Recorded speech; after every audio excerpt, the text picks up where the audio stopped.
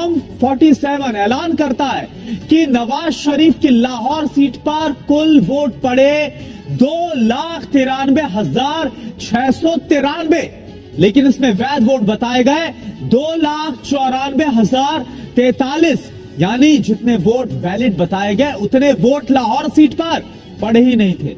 इसमें 350 वोट का अंतर साफ तौर पर देखने को मिला, यानी आंकड़ों में कैसा फर्जीवाड़ा है वो आप देख पा रहे हैं। और इसके अलावा 14 उम्मीदवार इस सीट पर ऐसे बताए गए जिनके नाम के आगे 0 वोट लिखा हुआ था, यानी उनका खुद का वोट भी इन नतीजों में शामिल नहीं किया गया।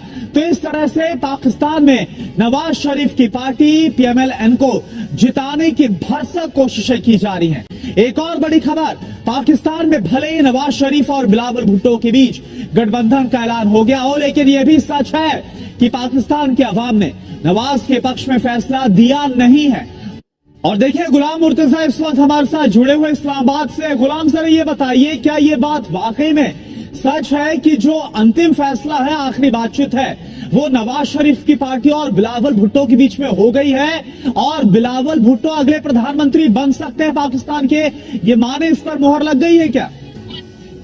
जी बिल्कुल, जो मुलाकातें इस वक्त तक हो रही हैं जिसमें साबिक सदर आसिफ अली जरदारी के बेटे जो हैं बिलावल भुट्टो जरदारी, उनकी और पाकिस्तान मुस्लिम लीग नवाज की जो बातचीत हुई है, उसमें सबसे पहले आसिफ अली जरदारी जो हैं उन्होंने ये अपनी बात सामने रखी कि अगर मैं गवर्नमेंट फॉर्म कर लूं और मेरे साथ जो इंडिपेंडेंट उम्मीदवार हैं, जो कैंडिडेट्स हैं जो जीत के आए हैं, वो अगर मेरे साथ आ जाएं तो मेरा नंबर आपसे ज्यादा बनता है, तो क्या मैं गवर्नमेंट फॉर्म कर सकता हूं, आप मेरा साथ देंगे? तो इस बात के ऊपर पाकिस्तान मुस्लिम लीग नवाज की जानिब से ये कहा गया कि हम लीडरशिप से बात करते हैं। पाकिस्तान लाइव के मुअज़्ज़िज़ नाज़रीन, अस्सलामु अलैकुम।